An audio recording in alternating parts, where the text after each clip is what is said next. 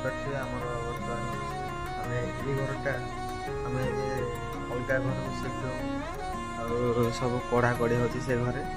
ଏ ଘରେ ଆମେ ଅଛୁ ତ ଶିଫ୍ଟ ହଉ ସେ ଘରକୁ। ଦେଖନ୍ତୁ ଏ ଘର ସବୁ ସଫାସଫି ଚାଲିଛି।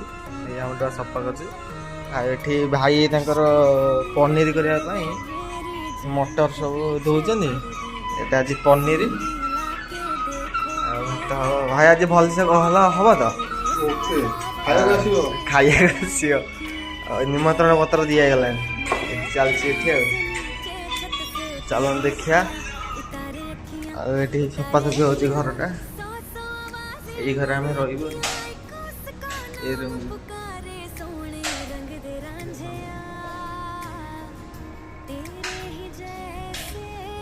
ରହିଲେ ଆଉ ଆଗ ଭିଡ଼ିଓ ଦେଖିବା ପାଇଁ ଯାଆନ୍ତୁ।